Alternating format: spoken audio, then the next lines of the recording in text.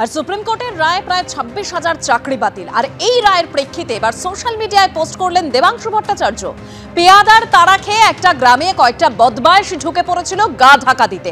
অত লোকের মাঝে ওদের খুঁজি কিভাবে, আর খুঁজেই যদি না পাই তবে গর্দান নেব কিভাবে? শেষমেশ সিদ্ধান্ত হলো গোটা গ্রামে আগুন লাগানো হোক। ভিতরে লুকিয়ে থাকা বদমাইশগুলো নিশ্চয়ই মারা পড়বে। দেবাংশুর পোস্টের পাল্টা জবাব দিয়েছেন সিপিএম নেতা কলতান দাশগুপ্ত।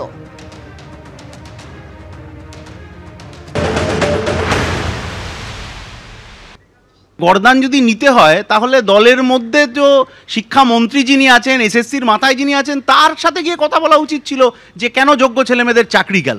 যখন চালে কাকড় ঢুকিয়ে দিল কমিশন এবং কমিশনের মাথায় থাকা শিক্ষা দপ্তর, তার মন্ত্রী, আমলা, তৃণমূলের নেতারা, যখন অযোগ্যদেরকে জোর করে এর মধ্যে ঢুকিয়ে দেওয়া হলো, তখন কোথায় ছিলেন এই নেতারা? কেন সোশ্যাল মিডিয়ায় লেখেননি যে অযোগ্যদের চাকরি দেওয়া যাবে না, যোগ্যদের চাকরি দিতে হবে? তাহলে আজকে কারা অযোগ্য কারা যোগ্য সেটা কমিশন যখন আলাদা করতে পারছিলেন না, তখন কেন এই নেতারা সোশ্যাল মিডিয়ায় লেখেননি যে সরকারকে বলবো, কমিশনকে বলবো যোগ্য অযোগ্যের গর্দান আলাদা করা হোক, যাতে এর গর্দান কাটতে গেলে ওর গর্দান ধরা না পড়ে? তাহলে আজকে নিজেদের বাঁচানোর জন্য, কে কাকে বাঁচাতে চাইছেন আমরা জানি না, আজকে চাকরি চোরেদেরকে বাঁচানোর জন্য এইভাবে দলে দলে সোশ্যাল মিডিয়ায় নেমে পড়াটা, এটা কিন্তু বাংলার মানুষ ভালোভাবে নিচ্ছেন না। রাজবাড়ি তো ওদের পার্টি অফিসটা হওয়া উচিত, এবং সেই রাজবাড়িতে এখন আশঙ্কা যে চাকরি প্রার্থীরা টাকা দিয়েছিলেন এবং তাদের চাকরি চলে গেল, তারা যদি এবার পাড়ায় গিয়ে তৃণমূল নেতাদের দরজায় ঠকঠক করতে থাকেন যে চাকরিটা গেছে, এবার টাকাটা ফেরত দিতে হবে, তখন ওই আশঙ্কা থেকে তৃণমূলের নেতারা কোন রাজবাড়িতে পালাবেন, নাকি দিদিকে বলতে ফোন করে সাহায্য চাইবেন, সেটা আমরা দেখতে চাই।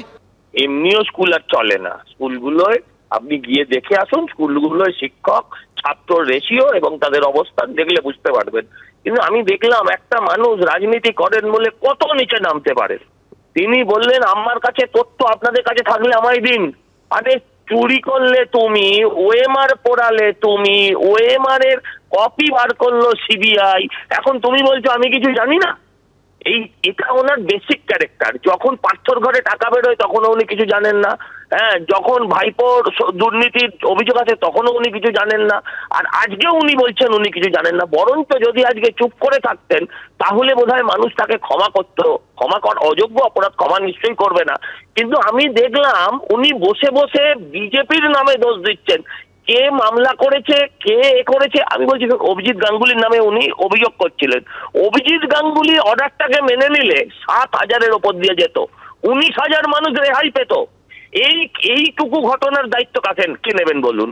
অভিজিৎ গঙ্গোপাধ্যায় 7,000 চাকরি থেকে বহিষ্কারের সুপারিশ করেছিলেন, আজকে সেটা 26,000 হয়ে গিয়েছে। এটা কার জন্য হলো? এইটুকু প্রশ্নের উত্তর উনি দিন, আর কিচ্ছু দিতে হবে না।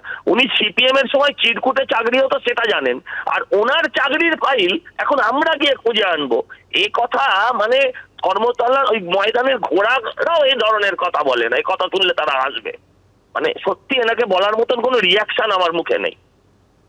ধন্যবাদ সজলদা।